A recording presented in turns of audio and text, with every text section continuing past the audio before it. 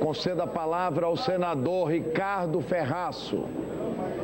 Vossa Excelência dispõe de até 15 minutos para a sua intervenção.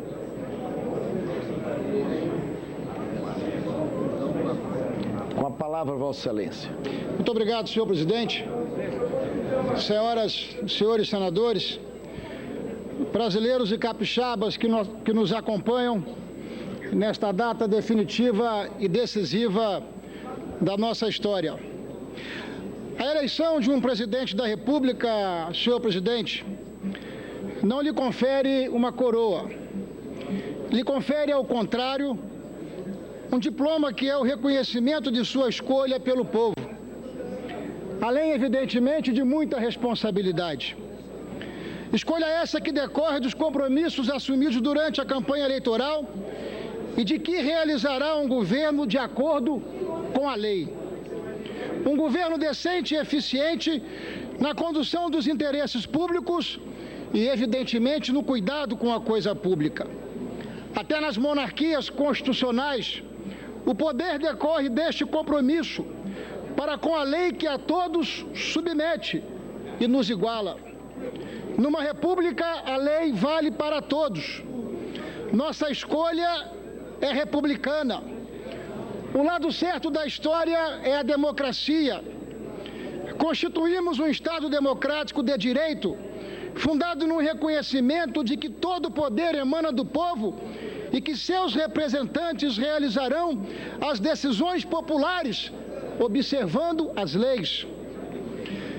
Nas repúblicas democráticas, por mais expressiva que seja a eleição dos governantes, o poder só se realiza conforme a lei. A lei é o nosso limite, a lei é um marco civilizatório. A eleição é um episódio conjuntural, a lei expressa uma vontade estável da sociedade. Por isto, a legitimidade dos governantes é construída dia a dia com muita atitude. O voto, senhor presidente, o voto não é tampouco a eleição, como já disse da tribuna, um salvo-conduto, um cheque em branco que nos permita tudo. Permite-nos apenas o governo, observando-se os limites, de novo, estabelecidos pela lei. O conteúdo democrático do nosso Estado vai além do simples reconhecimento de que a sua soberania decorre exclusivamente da decisão popular e de que os poderes de Estado são realizados por órgãos distintos e autônomos. O presidencialismo não é uma monarquia absoluta com um prazo determinado, o que acabaria por fazer com que amargássemos por tempo determinado o mandato presidencial, assim como seus desmandos e responsabilidade de um mau governo. E é neste sistema de controle que se insere o impeachment, o mais amargo dos remédios para se afastar o mau governante que pratica crimes cuja gravidade reside na agressão aos valores em que se funda o Estado e a ideia do bom governo. Antes mesmo da República, mas realçado nela, surge o remédio extremo do impeachment. É no presidencialismo que o Instituto do Impeachment ganha relevo como instrumento de defesa do Estado contra o mau governante que se desvia do compromisso de respeitar a lei. O presidencialismo sem a possibilidade do impeachment é a monarquia absoluta, é a ditadura, como bem frisou o nosso relator. O impeachment consiste em um julgamento político que tem como pressuposto o desrespeito à lei pelo governante e o reconhecimento social de que esta conduta o inabilita a continuar governando. Político notável e eminente jurista, Paulo Brossard, se debruçou sobre o impeachment, produzindo uma obra memorável que é referência, que precisa ser lida e relida, o impeachment. Leciona Brossard que, antes de tudo, que o interesse maior do impeachment é proteger o Estado e não punir o delinquente. Uma vez afastado, o governante do seu cargo, o processo já não tem mais sentido algum e não prosseguirá. O que motiva o processo é o governante que gera erroneamente a coisa pública e sua condenação não tem caráter de pena, visando apenas que ele deixe a gestão.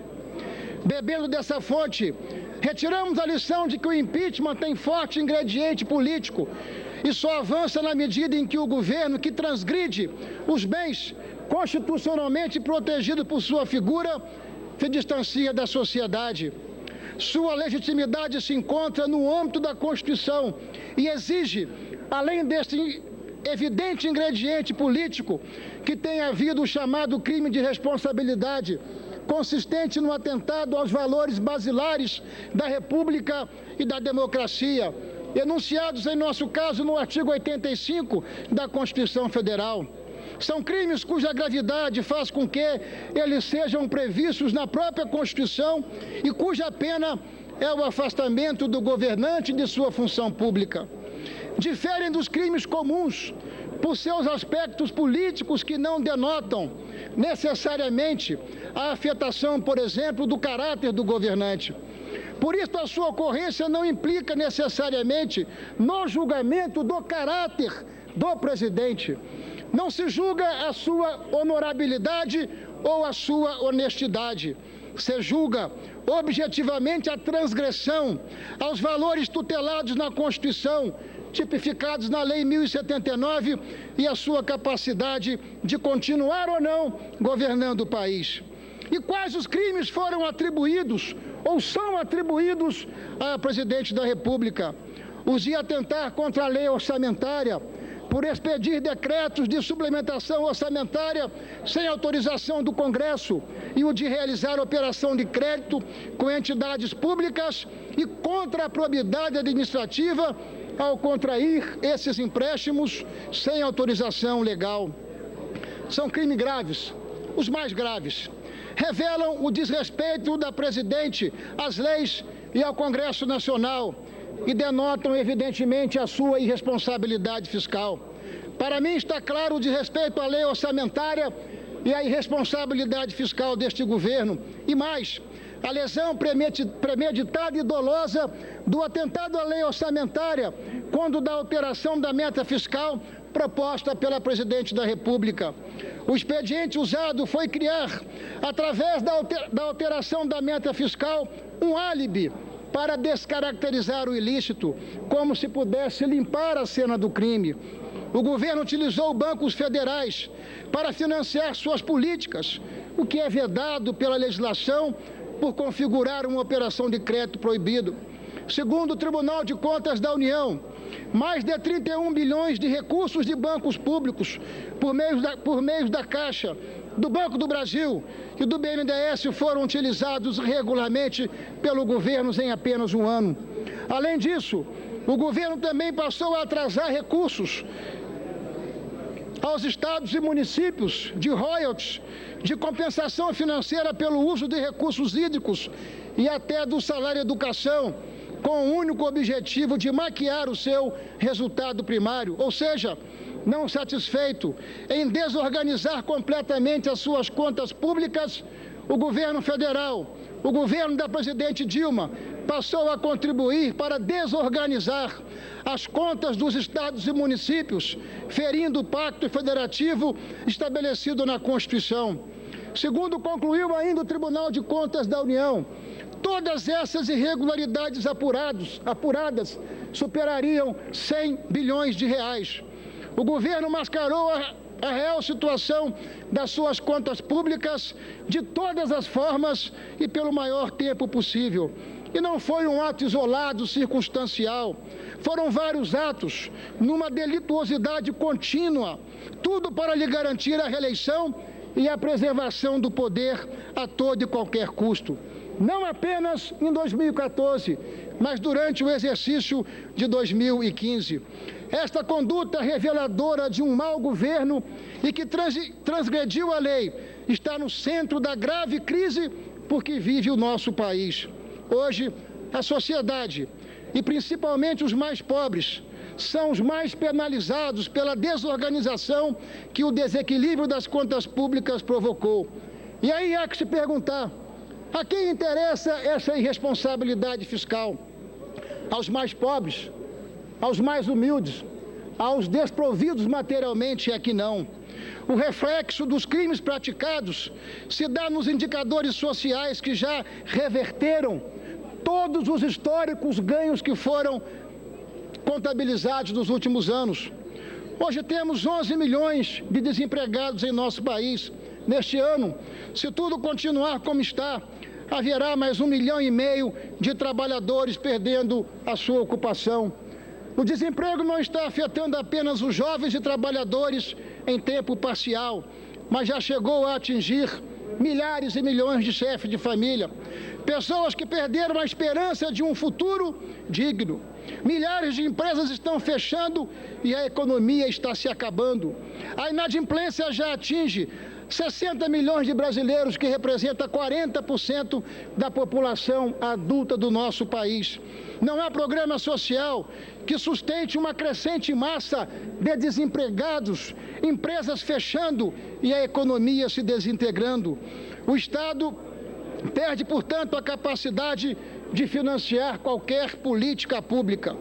O mau uso, enfim, do dinheiro público é madrasta com os mais pobres, pelo simples fato que são eles os mais pobres, os principais usuários e beneficiários dos programas sociais, dos hospitais e das escolas públicas. Vejam os cortes que foram feitos nos programas sociais ao longo de 2015. O Pronatec teve uma redução de 1 bilhão e 600 milhões de reais. O Programa de Erradicação do Trabalho Infantil, uma redução de 1 bilhão de reais. Até mesmo a educação básica, uma redução de 1 bilhão e 500 milhões de reais. O ensino profissional, uma redução de 800 milhões e até mesmo o saneamento básico, um dos grandes e mais importantes desafios do nosso país, uma redução de 1 bilhão de reais em seus investimentos. Este é o tamanho e o reflexo da irresponsabilidade do governo da presidente Dilma e dela própria. Esse é o reflexo da irresponsabilidade de corte de programas que são fundamentais para o bem-estar da população, acompanhado da carestia que volta a sacrificar o orçamento das famílias brasileiras, da recessão. Em 2015, o país pagou mais de 500 bilhões de reais de juros, o que corresponde a aproximadamente 20 anos de programas de Bolsa Família, um programa importantíssimo que gerou a ascensão de milhões de pessoas na sociedade brasileira. E como ensina, senhor presidente, a futura presidente do Supremo Tribunal Federal, a professora e ministra Carmen Lúcia, sem responsabilidade não há democracia. Sem democracia não há justiça. Sem justiça não há dignidade, menos ainda cidadania. Ao Senado compete, pois, processar. E competência não é faculdade, competência é dever, competência é obrigação.